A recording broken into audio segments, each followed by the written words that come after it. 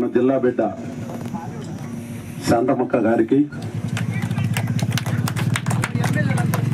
అదేవిధంగా చాన్బాసన్న గారికి, పుల్ల శ్రీనివాసరెడ్డి గారికి, ఎంజే రెడ్డి గారికి, మరియు ప్రణీత్ రెడ్డి గారికి, లోకేశ్వర రెడ్డి గారికి, విశ్వనాథ్ రెడ్డి గారికి, ఇక్కడికి వచ్చినటువంటి వైఎస్ఆర్ కాంగ్రెస్ పార్టీ కుటుంబ సభ్యులకు,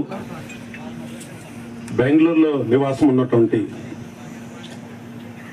జగనన్న సైనికులకు నమస్కారాలు తెలియజేస్తున్నా. మరి మీకు ఇక్కడికి రావడానికంటే ముందు మేనిఫెస్టో గురించి దాదాపు ఒక 200 ఫోన్లు వచ్చినాయి పొద్దున్నుంచి. ఈ 200 ఫోన్లలో ముఖ్యంగా ఒక 4 ఫోన్లు అటెంప్ట్ చేశాను. ముఖ్యమైన వాళ్ళని 4 ఫోన్లు అటెంప్ట్ చేస్తే వాళ్ళు ముఖ్యమైన వాళ్ళు మన జిల్లా కాదు, స్టేట్లో కొంత ఉన్నతమైన ప్రజలు కాని వాళ్ళు. భాస్కర్ రెడ్డి రుణమాఫీ చెప్పలేదు జగన్ సారు అని మాట్లాడుతూ వచ్చారు. జగన్ సార్ రుణమాఫీ చెప్పలేదు అని అంటే జగన్ సార్ యొక్క ఆలోచన విధానం ఏదైతే చేయగలుగుతామో అది మాత్రమే చేయడానికి అవకాశం ఉంది, మాత్రమే చెప్పగలుగుతాడు. కానీ చంద్రబాబు నాయుడు చెబుతాడేమో మళ్ళా రెండోసారి ఇమీడియట్గా. ఇంతకుముందే చెప్పాను ఒకసారి, చంద్రబాబు నాయుడు వాళ్ళ మామను ఎన్నుపోటు పొడిచిన తర్వాత ఆ పాప ప్రక్షాళన చేసుకోవడానికి హిమాలయాలో పోయినాడంట. హిమాలయాలో పోతే ఒక 100 సంవత్సరాలు బాగా తపస్సు చేసిన మునికి చంద్రబాబు నాయుడు ఎదురొచ్చినాడు. చూసి ఈయన మగం చూసినానే. అప్పుడు రాజుల కాలంలో ఏళ్ళు తెగిలిపోయిన వాళ్ళను, చర్మవ్యాధులు ఉన్న వాళ్ళు రాజులు చేసే సాంప్రదాయం లేదు. మరి ఈ ప్రజాస్వామ్యంలో ఈ సాంప్రదాయం ఉంది. ఇలాంటి వ్యక్తిని నేను చూసినానే. ఈ పాప ప్రక్షాళన ఎలా పోవాలనే విషయం మీద మునికి కోపం వచ్చిందంట. కోపం వచ్చి చంద్రబాబు నాయుడికి ఏం చెప్పినాడు, నీ జీవితంలో ఈ రోజు నుంచి ఒక్క నిజం చెప్పినా కూడా నీ తల 1000 ముక్కలు అవుతుందని చెప్పడం జరిగిందంట ఆ రోజు. కాబట్టి చంద్రబాబు నాయుడు రుణమాఫీ చెబుతాడు, ప్రతి రైతుకు ట్రాక్టర్ కాకుండా బెంజు కారు ఇస్తానని చెబుతాడు. ఇది కాకుండా ప్రతి మహిళకు కూడా 1 కేజీ బంగారు కూడా ఇస్తానని చెబుతాడు. అవి నమ్ముతామా మనం?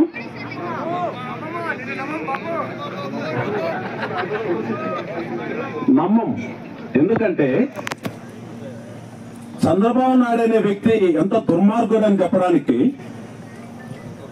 ఇదే నరేంద్ర మోడీని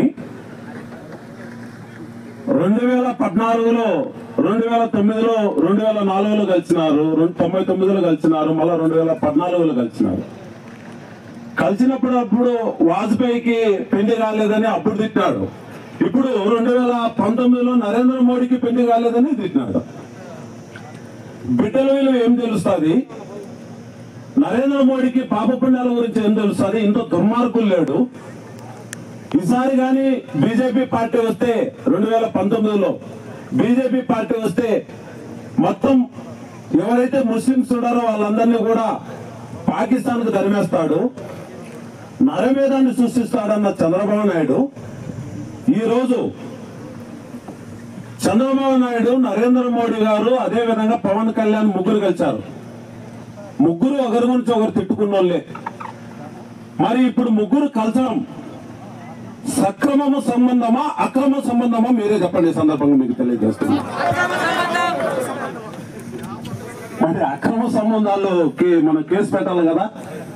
మన ఫినల్ కోడ్ లో అక్రమ సంబంధానికి కేసులు ఉన్నాయి.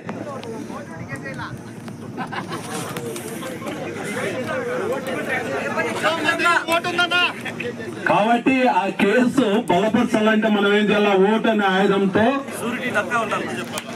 ఖచ్చితంగా చంద్రబాబు నాయుడును కుప్పంలో ఓడించాలా.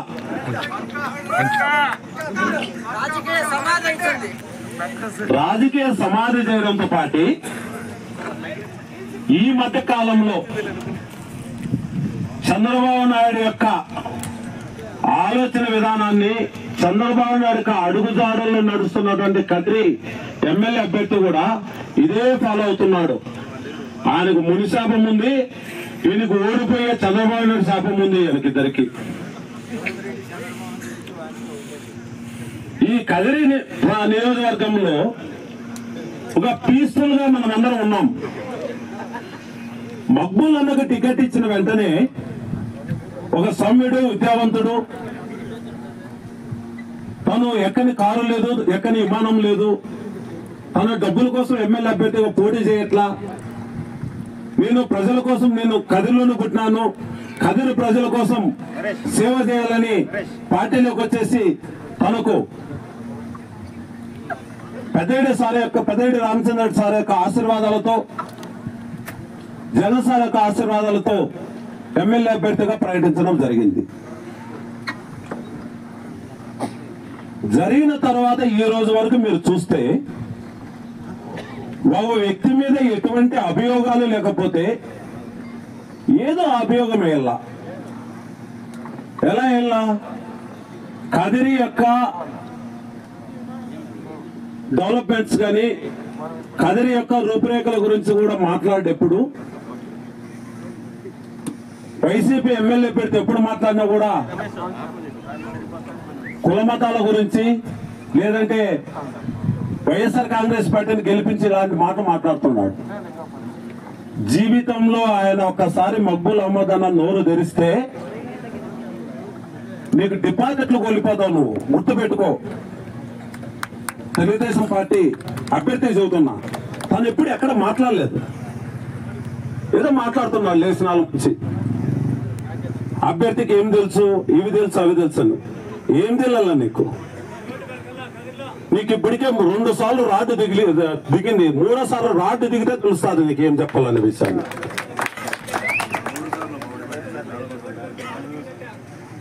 ఒకసారి గెలిచినాడు, 2 సార్లు ఓడిపోయినాడు. రైలు ఎందుకు ఒక్కసారి ఆయన సభ్యత సంస్కారం గురించి ఈ మధ్యకాలంలో ఒక వర్గాన్ని దగ్గర చేసుకోవడం కోసం ఇంకో వర్గాన్ని వాడు ఈడు అనడం. నిన్న మాట్లాడిన మాటలు ఒక ఎంపీపీ అభ్యర్థిని వాడు ఈడు అని మాట్లాడి ఇంకో వర్గాన్ని దగ్గర చేసుకోవడం. మరి అదే ఎంపీపీ ఈ రోజు నిన్ను మళ్ళా వాడుకీడు అంటే నీ పరిస్థితి ఎక్కడ పోతుంది గుర్తుపెట్టుకో.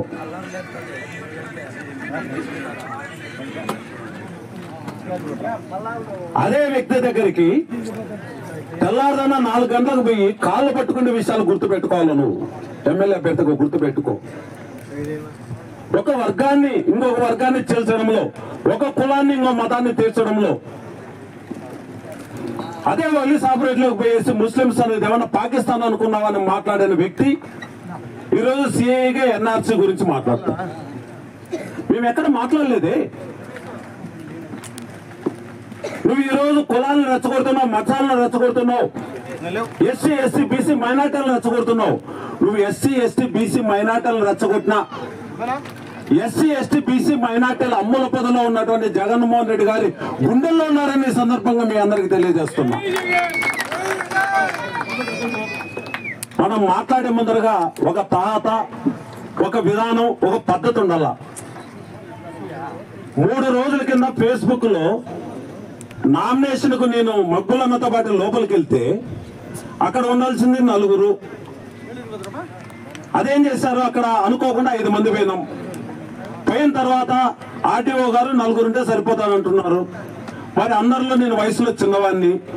మరి వాళ్ళు ఒక అతను ఎక్స్ఎమ్మెల్యే, ఇంకో అతను సమన్వయకర్త ఇస్మాయిల్ గారు, వాళ్ళందరి మనోభావాలు దెబ్బతినకుండా బత్తల హరిప్రసాద్ గారు కరెక్ట్ పోలీసు వాళ్ళు ఇట్లా అడ్డపెట్టినారు చేతులు.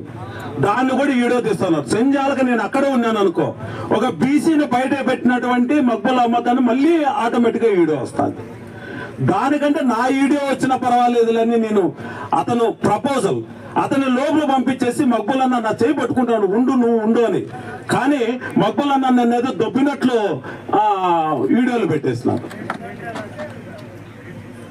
అక్కడ బత్తల హరిప్రసాద్ టాపికే లేకుండా కట్ చేసి ఆ వీడియో తీసిన వాడు 420 ఉన్నట్టున్నాడు. ఎలక్షన్ కమిషన్ సంబంధించిన వాడు కాదు. నిజంగా దాని మీద నేను కేసు పెడతాను. నేను వాడు బ్లాక్ మెయిల్ చేసి డబ్బులు ఇచ్చి తెప్పించుకున్నట్లున్నారు. ఆ పార్ట్ మాత్రమే తెస్తే అంత పార్ట్ తేవాల.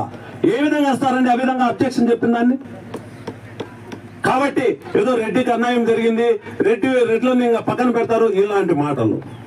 బుద్ధి జ్ఞానం ఉండాలా. నేను మళ్ళీ చదువుతున్నా, గుంటనక్కలకు అవకాశం ఎప్పుడంటే సింహాలు చంద్రుబిందులుగా ఉన్నప్పుడే గుంటనక్కలకు అవకాశం. ఈ రోజు తెలుగుదేశం పార్టీ గుంటనక్కలంతా ఒక దగ్గర చేరినాయి. మీరు సింహాలు చంద్రుబిందులుగా ఉండాలనుకుంటున్నారు. మీరు అందరం కలిసినామంటే ఒక పంజకు దాదాపు 100 గుంటనక్కలు ఎగిరిపోతాయనే సందర్భంగా మీకు తెలియజేస్తున్నా. ఏం మాట్లాడుతున్నాం మనం? కొన్ని విషయాలను ఎంత వీలైతే అంత ఒక్క వీక్ పాయింట్ దొరికితే మాట్లాడడం. అసలు నీ జన్మకి పెద్ద తెలుగుదేశం పార్టీ వాళ్ళు ఎంతమంది చేరినారో మా దగ్గరికి లెక్కేసుకో. మా ఆయన పెద్ద రామచంద్రెడ్డి సార్ వచ్చిన రోజు, అంత ముందు రోజు నువ్వు మాట్లాడినావు. ఏదో తాగి వచ్చి పొద్దున్నే ఏదో మాట్లాడుతున్నా తెలియదని, ఏమన్నా స్ట్రీట్ లీడరా మంత్రివర్యాలని ఉండమోపి ఆయన స్ట్రీట్ లీడర్ కాబట్టి ఈ రోజు ప్రజల గుండెల్లో ఉన్నాడు. రాయలసీమలో 42 ఈ రోజు ఎమ్మెల్యే అభ్యర్థులు గెలిపించుకుంటాడు. మీ బాబును కుప్పంలో ఓడిస్తాడు, మీ బాలయ్యను హిందూపూర్లో ఓడిస్తాడు, మీ పప్పుగావును మంగళగిరిలో ఓడించే దొంగ ధైర్యం ఉన్న వ్యక్తి మా పెద్దడు రామచంద్రెడ్డి అనే సందర్భంగా మీకు అందరికీ తెలియజేస్తున్నాం. ఏం మాట్లాడుతున్నావు? మాట్లాడే ముందుగా నీ స్థాయి, నీ పద్ధతి చూసుకొని మాట్లాడాలి. లేచిన నుంచి ఒకే మాట మాట్లాడుతున్నావు. ఏదో బొట్టు అరచేతికి పెట్టించుకుంటాడు, లేదా కుడి చేతి పెట్టించుకుంటాడు, ఎడం చేతికి పెట్టించుకుంటాడని నీకు అరిష్టంతో కొట్టుకొని పోతావు. ఆ రోజు తేరు చూడు, అందరికంటే సింహభాగంలో అయ్యొచ్చు. సింహానికి రంకెదిచ్చినట్లు మగ్గులన్న నుడిటి మీద బొట్టు చూసుకుంటే నీకే అర్థమవుతుంది ఏమనేది ఆయన విషయం. కొంత ఏదో కంటికి అలర్జీ ఉండడం వల్ల, కొంత డిఫరెన్స్ వల్ల పెట్టించుకోనంత మాత్రం నువ్వేదో మాట్లాడుతున్నావు. నువ్వు ఆ రోజు సేవ చేసి నరసింహస్వామి మోకలు భుజం మీద పెట్టించుకోవాల్సిన బదులు నువ్వు ఆ రోజు నరసింహస్వామి రథం మీద ఎక్కి మా భుజాలతో నరసింహస్వామితో పాటు నువ్వు కూడా మోకలు ఆగించుకున్నావు. ఆ అరిష్టం నీకు తగులుకుంటారే, ఖచ్చితంగా నువ్వు ఓడిపోతావనే సందర్భంగా నీకు తెలియజేస్తున్నా. ఆ రోజు పెద్ద హీరో, నేను ఎమ్మెల్యే అభ్యర్థిగా ఉన్న వ్యక్తి ఎలక్షన్ లో వచ్చేటప్పుడు నువ్వు నిర్వహించిన పని అదా? ఏదో పైన నువ్వు కూర్చొని కాలు మీద కాలు వేసుకొని నరసింహస్వామి తేరు మీద కూర్చుంటావా? నువ్వు సేవ చేసేవాళ్ళు కూర్చుంటారు, సేవ చేసేవాళ్ళు నరసింహస్వామి తేరు మీద ఉంటారు. కానీ నువ్వు ఆ రోజు దౌర్జన్యంగా పోయి నిన్ను కూర్చొని నిన్ను కూడా మోకుతో లాగాల్సిన పరిస్థితి ఏర్పడింది. రేపు మళ్ళీ నిన్ను లాగుతాం, కది నుంచి దలుము కొడతామనే సందర్భంగా మీకు అందరికీ తెలియజేస్తున్నా. వ్యక్తిగతంగా మాట్లాడాల్సిన అవసరం లేదని చాలాసార్లు చెప్పాను. ఇప్పటికే నీ చంద్రబాబు నాయుడు చెప్పే దొంగ హామీలు చెప్పు, నువ్వు చేసే పనులు, చేయబోయే దొంగ పనులని చెప్పు. ప్రజలు నమ్మితే ఓటేస్తారో, లేకపోతే లేదు. నువ్వు లేచిన వాళ్ళ నుంచి నీ స్థాయికి మించి జగన్మోహన్ రెడ్డి గారిని, మా సీఎం గారిని, నీ స్థాయిని మించి పెద్ద ఆయన్ను, నీ స్థాయిని మించిన మాట్లాడాల కంటే ఎక్కువ మాట్లాడుతున్నావు.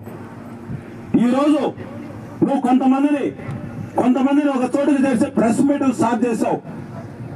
నీవు ఎంత దెబ్బతింటున్నావు, ఎంత ఇబ్బంది పెడుతున్నావు అనేసి గుర్తు పెట్టుకొని మీ అందరికీ కూడా బెంగళూరులో ఉన్నటువంటి దాదాపు కడప, బెంగళూరు, హైదరాబాద్, తిరుపతి వివిధ ప్రాంతాల్లో దాదాపు 18,000 నుంచి 22,000 మంది కది నియోజకవర్గం నుంచి మీరంతా బయట ఉన్నారు.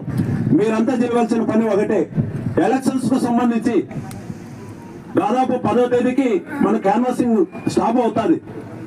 ఈ లోపల మీరు ఇక్కడ ఎంతమంది అయితే వచ్చినారో, బయట ప్రాంతాల్లో ఎవరెవరైతే నివసిస్తున్నారో వాళ్ళందరి పేర్లు రాసుకొని మక్బుల్ అన్న పార్టీ ఆఫీస్ కు మీరంతా వాట్సాప్ చేయడము ఒక టాస్క్ మీకు. అదేవిధంగా మక్బుల్ అన్న ఫేస్బుక్ ఏదైతే ఉందో ఆ ఫేస్బుక్ ను రోజు మీరు ఫాలో కావడం, షేర్ కొట్టడం, లైక్ కొట్టడం. దానివల్ల యూజ్ ఏమంటే బెంగళూరులో ఉన్నటువంటి 50 కిలోమీటర్ రేడియస్ ఎవరున్నా కూడా వాళ్ళందరికీ కూడా బ్లింక్ అవుతుంది ఆ ఫేస్బుక్ లో ఆయన చేసే కార్యక్రమాల గురించి. కాబట్టి మీరు కానీ, మీ కుటుంబ సభ్యులు కానీ, మీ పిల్లలు కానీ ఈ 13 రోజులు, ఈ 15 రోజులు మాత్రం ఖచ్చితంగా సోషల్ మీడియాను ఖచ్చితంగా మీరు వాడండి, వాట్సాప్ ను ఖచ్చితంగా చూడండి. మీ యొక్క ఫోన్ నంబర్లను కూడా పార్టీ ఆఫీసులు ఇవ్వడం జరిగింది. ఖచ్చితంగా మీ అందరూ కూడా మక్బుల్ అన్నను అత్యధిక మెజార్టీతో గెలిపించుకుంటే నాకు తెలిసి మగ్గులన్న ఎమ్మెల్యే కాకుండా ఇంకో స్థానం పై స్థానంలో ఉండేదానికి కూడా అవకాశం ఉందని సందర్భంగా మీ అందరికి తెలియజేస్తూ, బోయే శాంతమ్మక్క మన గుండెకల ఆడబిడ్డ, మన బిడ్డ.